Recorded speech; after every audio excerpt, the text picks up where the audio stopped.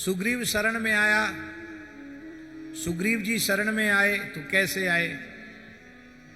सीधे सीधे नहीं आए, भाई की मार खा के आए। भाई की मार खा के आए और राम जी का दर्शन करके भी उनको प्रेम नहीं जगा। वो पठवा वाली होए मन मैला, बाली नहीं भेजा है इनको। हनुमान जी से कहा तुम बात तो करना पर हमारी तरफ मुंह करके करना, जिससे हम यहीं से देखते रहें।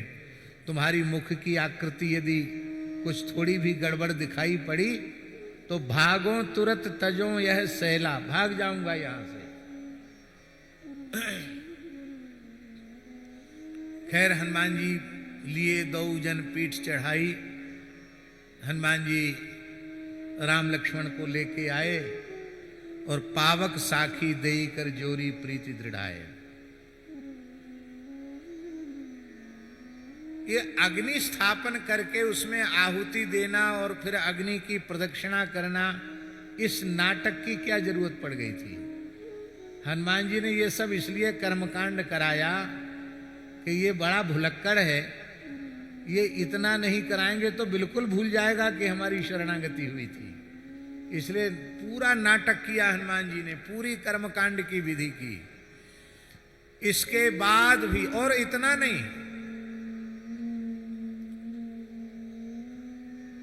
शरणागत जो शरण्य भगवान हैं, बहुत ध्यान से सुने, वो तो कोई परीक्षा नहीं ले रहे हैं सुग्रीव की कि ये शरण में आने योग्य है कि नहीं। हनुमान जी ने कह दिया नाथ शैल पर कपिपति रहई, सो सुग्रीव दास तब अहई। अच्छा एक बात बताओ, ईमानदारी से बताओ, हनुमान जी सत्य बोले कि झूठ?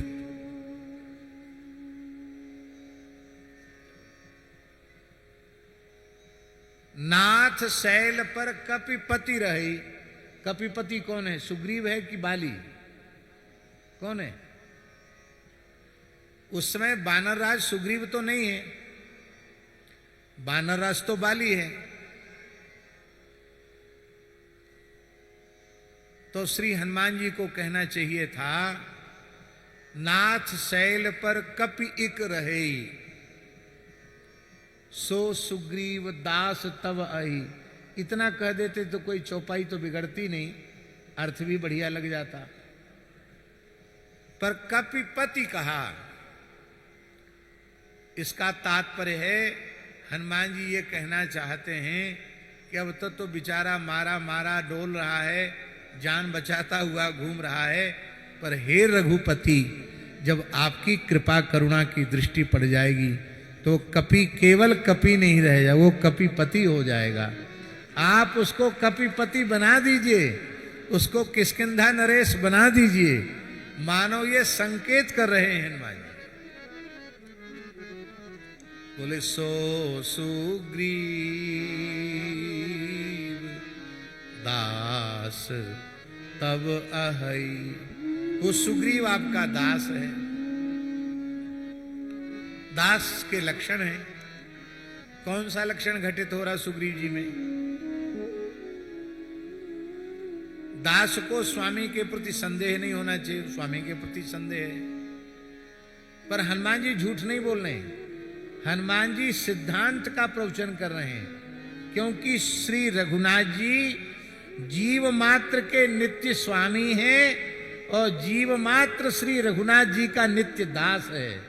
तो आप परब्रह्म हैं और सुग्रीव जीव है, तो जीव होने के नाते वह आपका नित्य दास है और आप नित्य स्वामी हैं।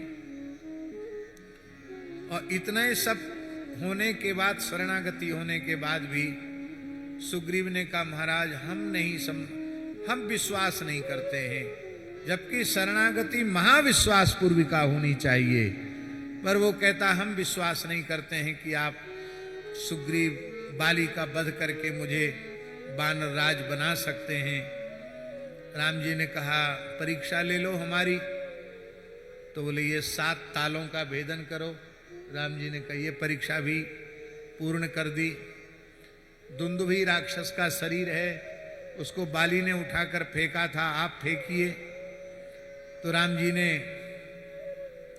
पादांगुष्ठेन चिक्षेप संपूर्णम 10 योजनम, अपने बाएं पैर की अंगूठी से 120 किलोमीटर दूर फेंक दिया राम जी ने उसके शरीर को।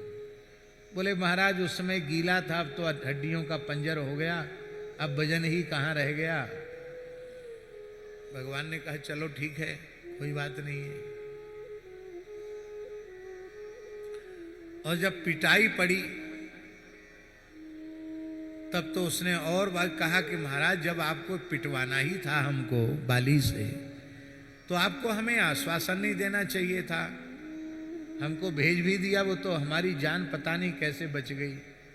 राम जी बोले एक रूप तुम भ्राता दो, एक जैसे लग रहे थे, कहीं धोखे से हमारा अमोघ बाण बाली की जगह तुम्हारी छाती पर लगता तो अनर्थ हो जाता, बाली की जगह सुग्रीव का वध हो जाता। अच्छा एक बात बताओ, ये उत्तर राम जी का ठीक है?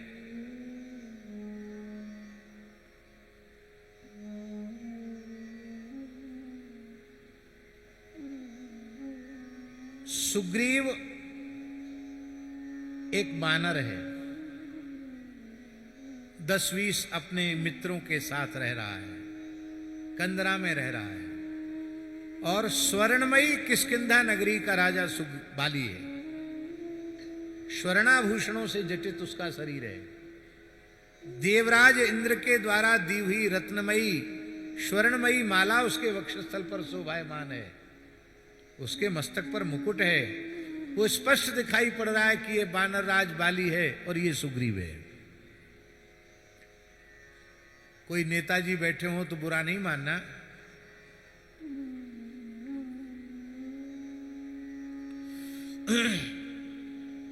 ये बुढ़े हो जाते हैं, वृद्ध हो जाते हैं नेता लोग, और जैसे ही प्रधानमंत्री या राष्ट्रपति पद की कुर्सी इनको मिलती है तो दूसरे दिन इनका चेहरा देखो टीवी में, अखबार में, पता नहीं झुर्री उर्री सब कहां चली जाती हैं। एकदम 80 बरस के भी होंगे तो 18 बरस के से लगने लग जाते हैं, और यही जब अपदस्थ हो जाते हैं तो फिर इनकी देखो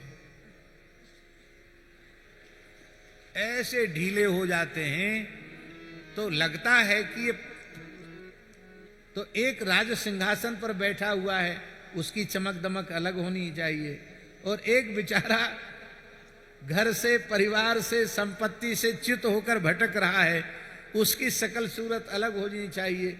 ये राम जी की बात समझ में नहीं आती।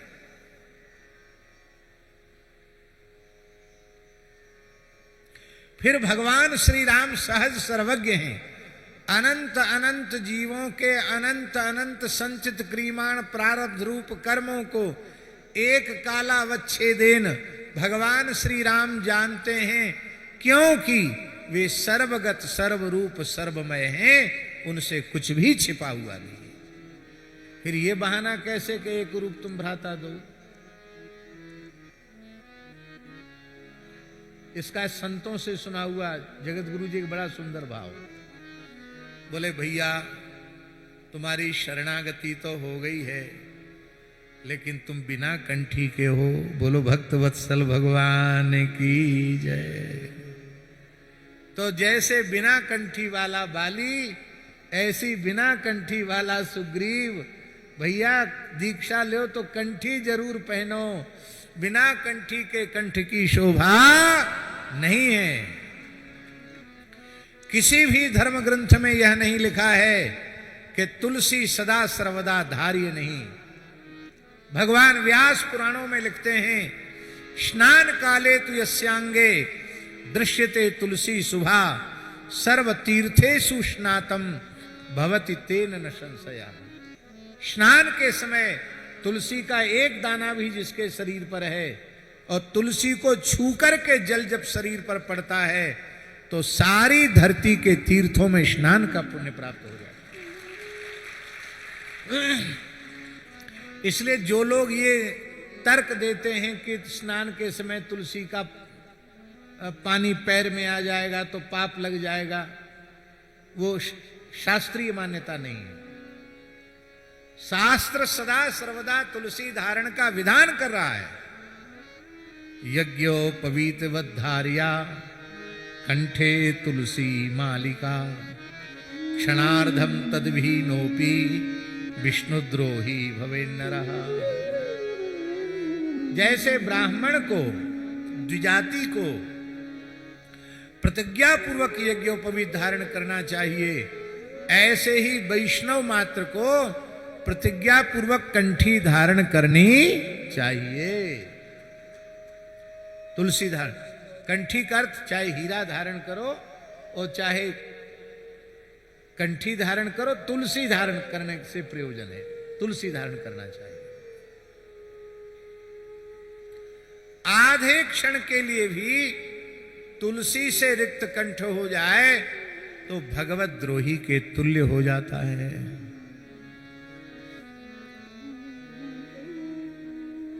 तो मेली कंठ सुमन के माला।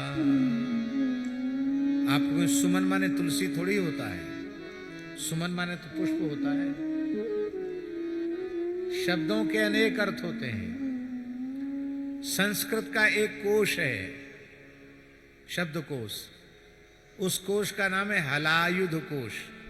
पढ़ा होगा आपने, यत्र तत् इति हलायुध कोशा। तो हलायुध कोश में लिखा है सुमनस तुलसी माला, तुलसी माला एव सुमनः।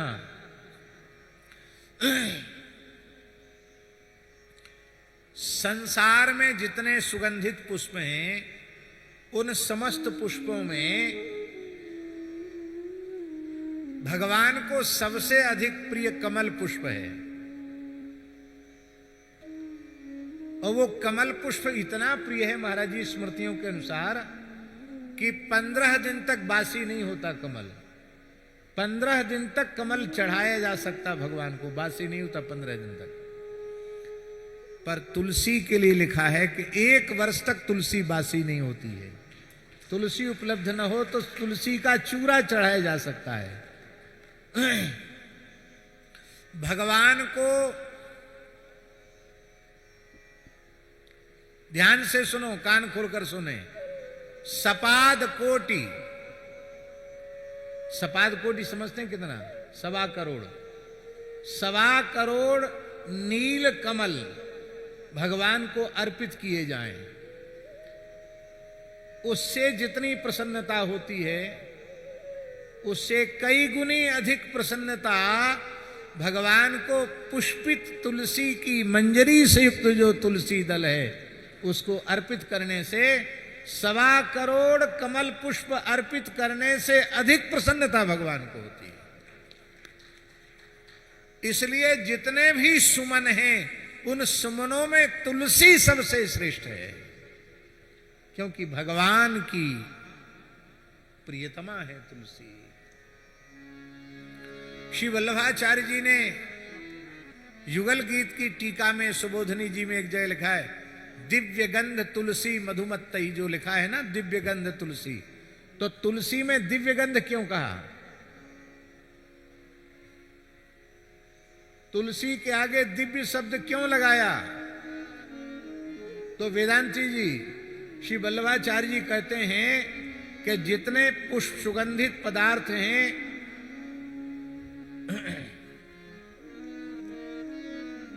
सबकी गंध केवल गंध है, सुगंध है, पर तुलसी की गंध दिव्य गंध है। क्यों है? बोले तुलसी की गंध दिव्य गंध इसलिए है, वल्लभाचार्य जी लिख रहे हैं, क्योंकि वो प्राकृत गंध नहीं है, वो श्री जी के श्री अंग की सुगंध होने से दिव्य गंध है। इसलिए भगवान को अत्यंत प्रिय है। जानकी जी के श्रीअंग में जो सुगंध आती है वो तुलसी की मंजरी से सुगंध निकलती है, भगवान को बहुत प्रिय है। राधा रानी के श्रीअंग की दिव्य सुगंध वो तुलसी की सुगंध है। ये वल्लभाचार्य जी का भाव, दिव्य गंध तुलसी, इसलिए दिव्य शब्द से उसको विशेषित किया। ये माला कौन पहनाता है? भगवान पहनाते किसी को? राम जी किसी को कंठी देने आते हैं? कौन आते हैं कंठी देने? गुरु जी आते हैं। गुरु जी कौन है? लक्ष्मण जी से कहा कंठी पहराओ, बोलो भक्तवत्सल भगवान की जय। इसलिए लखनलाल जी ने तुलसी की, हरी हरी तुलसी की माला पहना दी।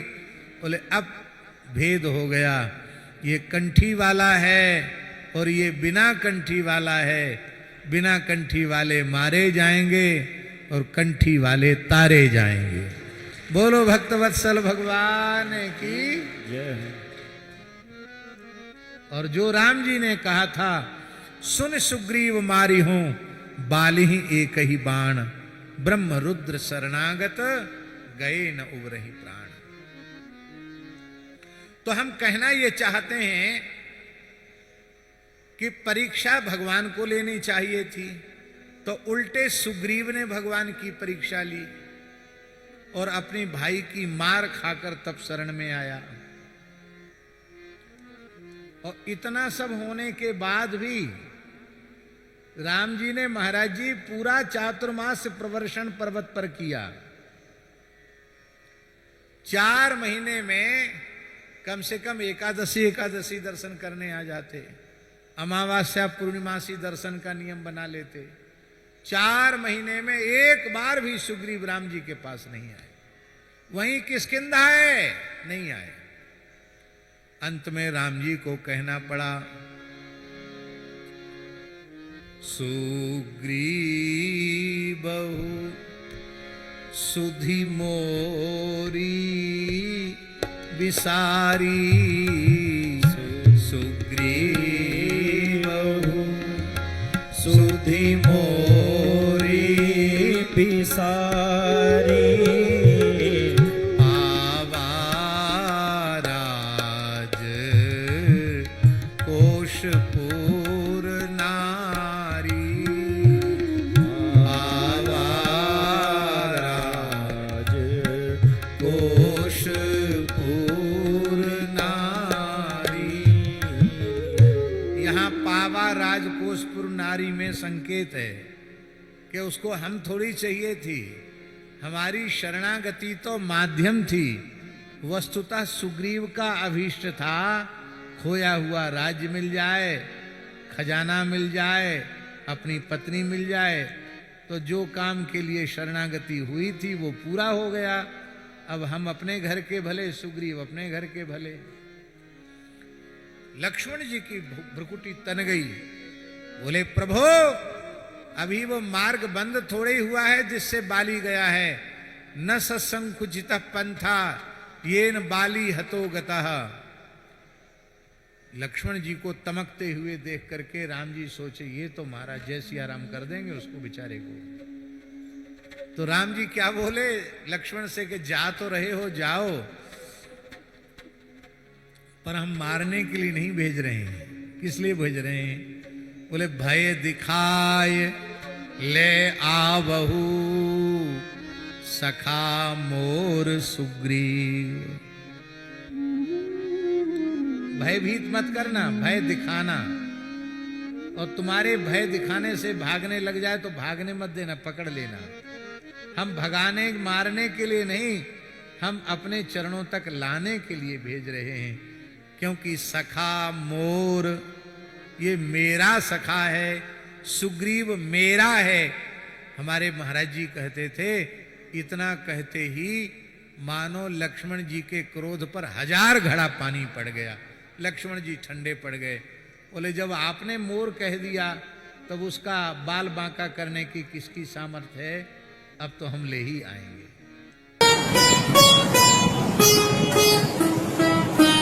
श्री सीताराम प्रतिदिन सत्संग एवं दर्शन के लिए श्री महाराज जी के ऑफिशियल चैनल को जरूर सब्सक्राइब करें।